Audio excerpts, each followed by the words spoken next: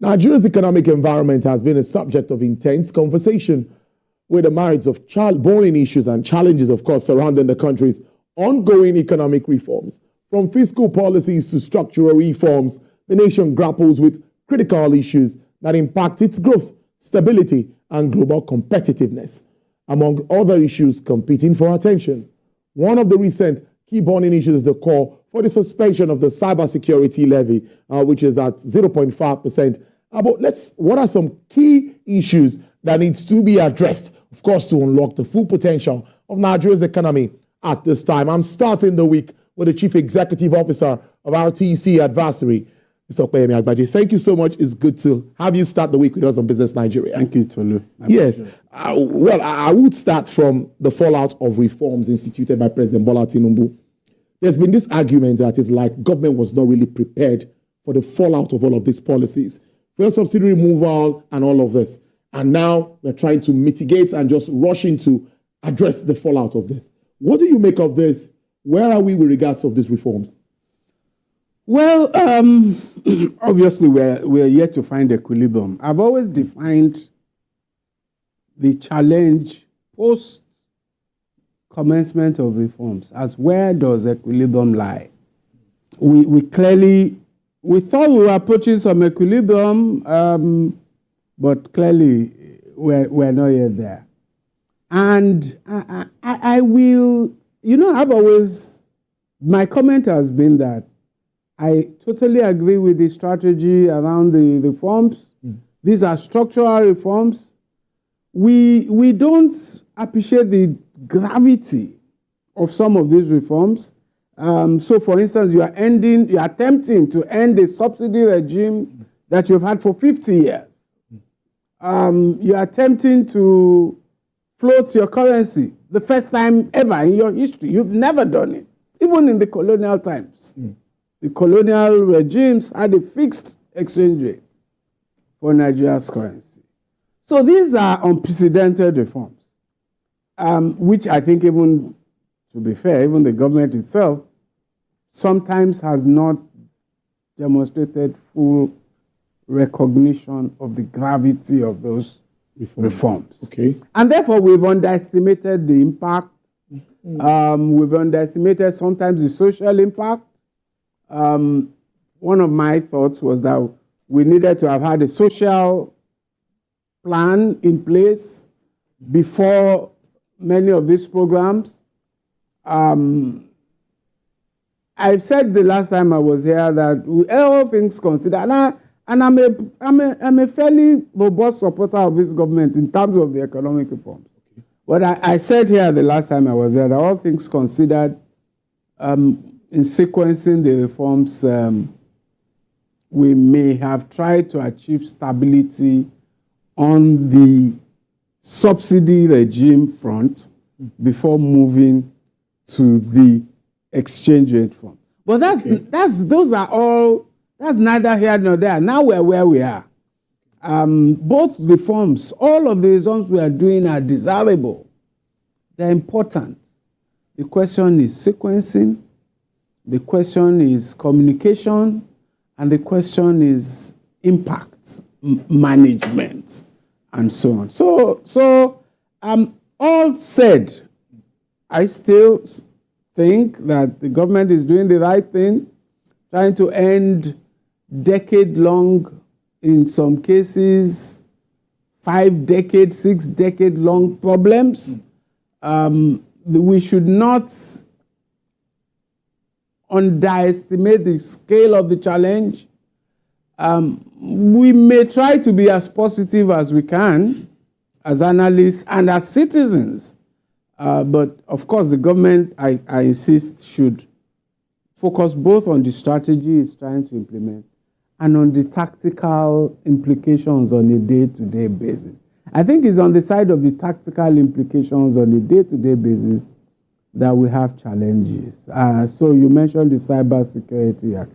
So we have to calibrate taxation. We have to calibrate what can society absorb at each point in time. Indeed, what should society absorb at each point in time? We have to.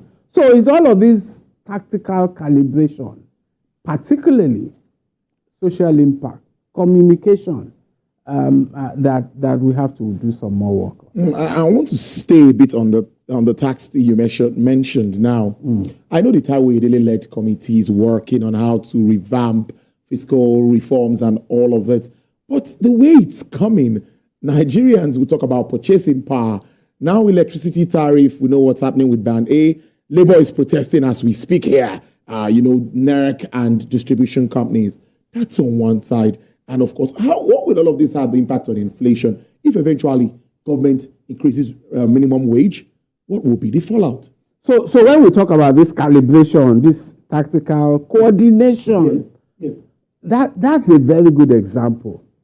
I don't believe it's Taiwo Oyedele's committee that came up with cybersecurity tax. I do not believe. Taiwo Oyedele has been communicating his committee's work. They issued an interim report. They keep us updated. They're very conscious of the social ramifications of taxation. And I have confidence in Taiwo Oyedele and his team up to the FRS. They seem to understand their challenge. So this is not something that came from that place. So this is an issue of policy coordination. Yes. It's not something also that came from the Minister of Finance, who is the head of the fiscal team. This appears to have happened between the Office of the National Security Advisor and the Central Bank. I'm gathering from media, but those are the sources to which. And I think that I'm not even sure it's in the interest of government to have a levy introduced in an economy that is mandated to be controlled to be collected by CBN tells banks collect this levy and then they remit it, CBN remits it, or whoever remits it to the National Security Advisor. That does not seem to me to be within the realms of fiscal policy, within the realms of tax policy. It seems to be creating almost, in my view, an autonomous government in the Office of the National Security Advisor. Is that within the budget? Is that figure that you designed, that levy you designed in that structure, going to be in the budget? Is the Minister of Finance going to put it in it? So I'm a bit worried about those kind of developments. Well, let's take a break. When we come back, we'll continue this conversation.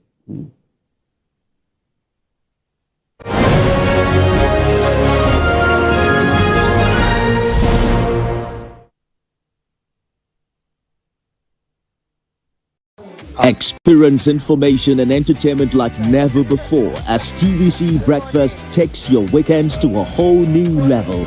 Introducing TVC Breakfast Weekend Edition, your ultimate source of thrilling sports updates, insightful political analysis, and captivating entertainment news.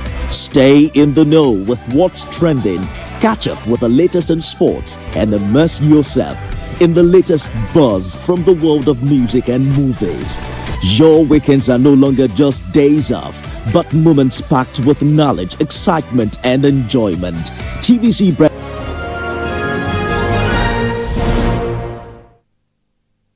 All right, glad to have you join us now. We are on Business Nigeria, speaking around Nigeria's key economic reforms, the fallout, and what's been happening so far. And the Chief Executive Officer, RTC Advisory, Mr. Opeyemi Agbaje, is live in the studio. Yes, I want to talk about energy prices. It seems to be a global issue, but the impact on us here seems to be on the other side. Diesel, we see Dangote trying to come in and all of that. But what do you make of the impact of, again, on inflation and expected figures moving forward in the year? There's no doubt. I mean, there's no doubt that the horizon, and I think I've said that here several times, the inflation, given the drivers in the context of Nigeria, are not a short-term phenomenon. Okay. So we did mention, and I think I did, that I see inflation as a 2024 and 2025 issue. So we're going to, because of the drivers for it, we're trying to stabilize, trying to remove petroleum subsidies. We're still not there. There's still some kind of subsidy somewhere. Electricity tariffs, all of those are inflationary in substance. And therefore, And the CBN, I think I read somewhere that they're setting a target of 21, which is high, even, I believe, in the medium term. So we're 33. Yes. We may yet inch up a little bit before we begin to decelerate, but maybe we won't go beyond 35. And then we begin but of course, there's already some element of slowing down, but maybe we have peaked, maybe we haven't. I think we may still inch up slightly, and then we'll begin to decelerate. I do not see inflation below 21%, even in 2025. Wow. Which is high.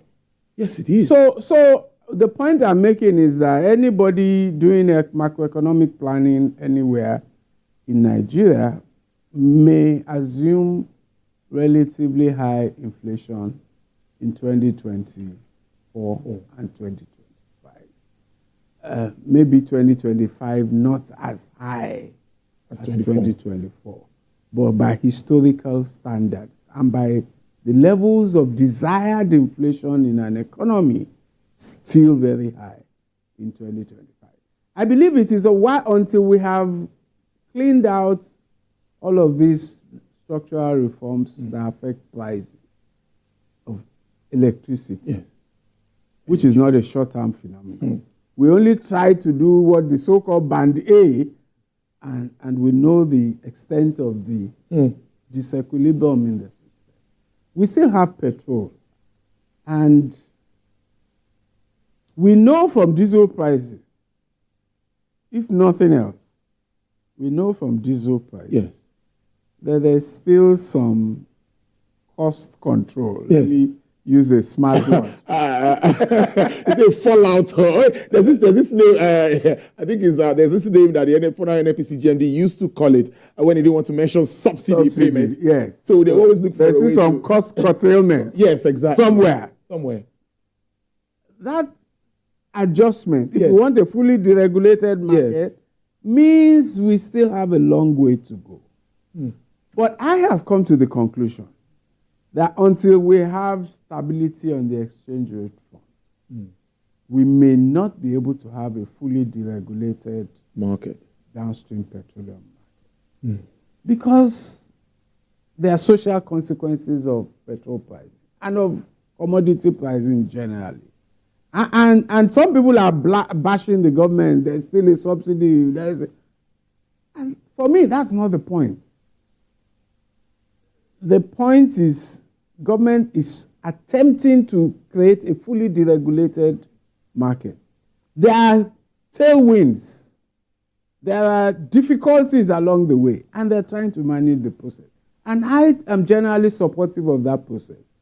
But I always talk about communication. So for me, it's curious why we don't want to admit that. As a matter of practical necessity, we could no longer allow the price to rise. It's an intervention. Yes. Sort of intervention. Exactly. Yes. So even though our ultimate objective is a fully deregulated market, but we have social, there are things called market failure.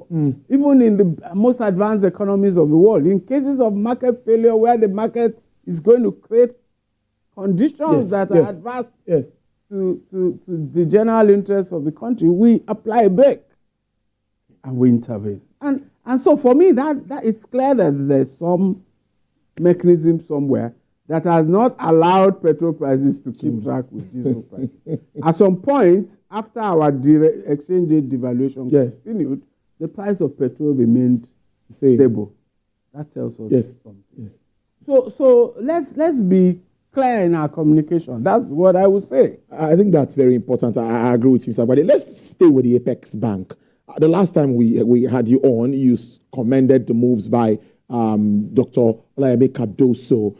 But we've seen a bit of flip-flop in the foreign exchange market. It was down to about 1,100. As of today, I think it's about 1,400 in some cases. So when are we getting to that equilibrium? I do not know. I suspect Mr. Cardoso does not know. And I have a good friend of mine who one may consider an expert. and I'm going to mention his name and put him on the spot. Who may consider an expert on this, or at least I'll mention his nickname, Coco. And most people in the financial sector know who I'm talking about. And I told him, Coco, let me pick your brain. Where is this FX market going to? And he told me, Opeyemi is not sure there's any brain anywhere anymore. So the point is this. We have not found equilibrium. Yes. And we're searching for it. And the central bank is searching for it. The markets are searching for it. And what we know are the variables. And we can only work on the variables. Our oil production. Our exports, non-oil exports. Foreign direct investment. And we continue to go after it. Other remittances, portfolio investment, other investment flows into the economy. Yes. And then our demand. So all of these are on the supply side. And then our demand, how much are we consuming? Where are we spending our dollars on? Those are the variables that determine the exchange rate. In a way, it's a bit unfair to put the focus on the central bank.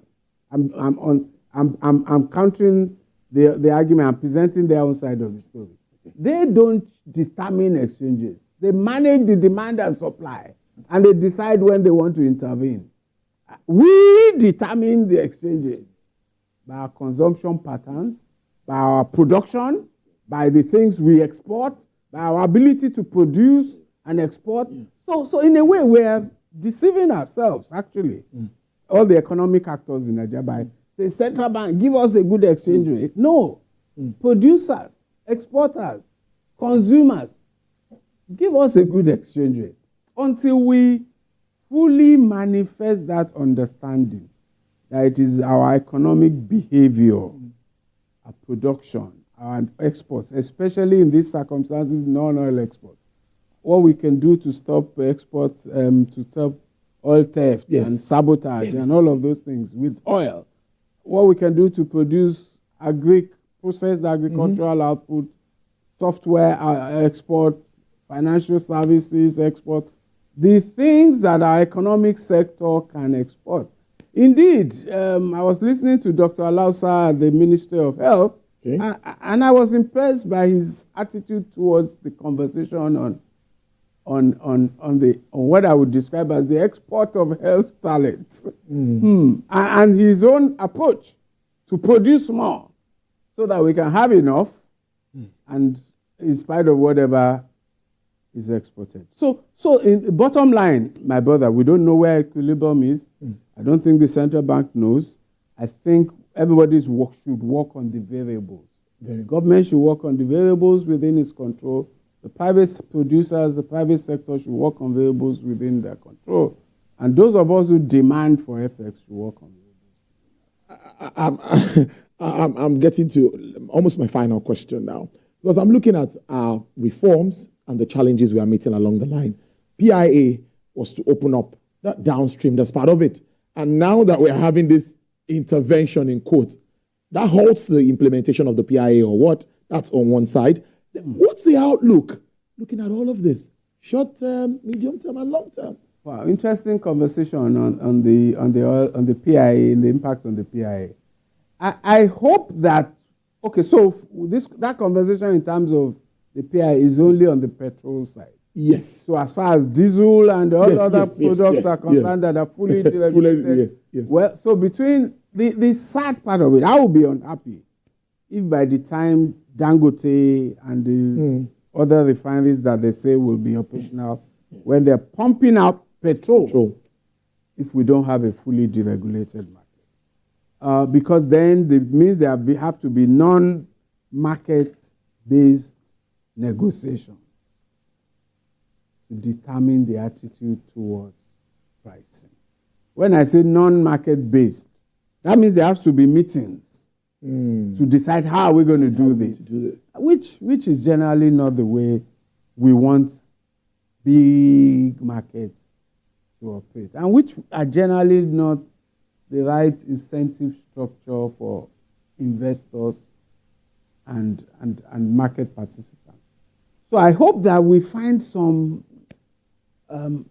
stability, which in the near term, so that we can have a fully deregulated market by the time private producers are entering the market for that. In terms of the outlook for the medium term, short term, there are some, let me focus on some positives. There are some positives that suggest that in spite of all our challenges, we're making some progress. Yes. We saw some GDP growth, slight uptake due to oil production increases in the last quarter. We had a ratings upgrade from the ratings agencies, Fitch and Co., from stable to positive. That means markets are recognizing some of the positives of our structural reform efforts. Portfolio investments are rising, which gave the central bank governor some optimism about the level of autonomous FX inflows that are coming into the economy.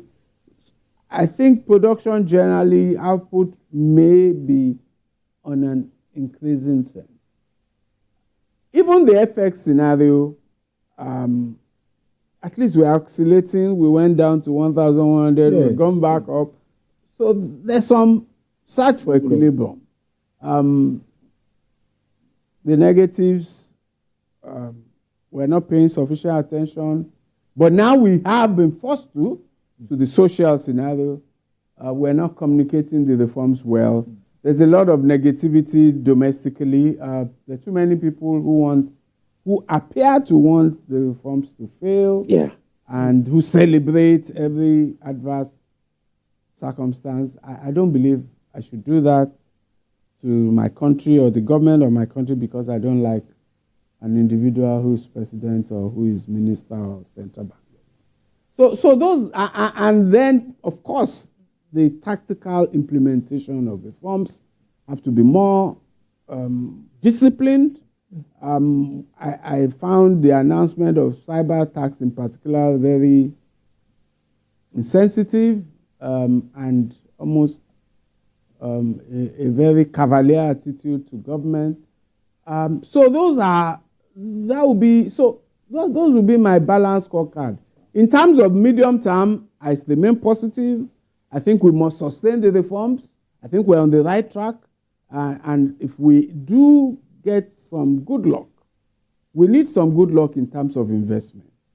And I suspect people in government know we need some good luck in terms of investment. So that's why they are sometimes over-enthusiastic in announcing this investment thing. But that's where the change can actually come from. If we then have a flow of investment, new investment, autonomous dollar investment, that bring in fresh inflow of dollars into it.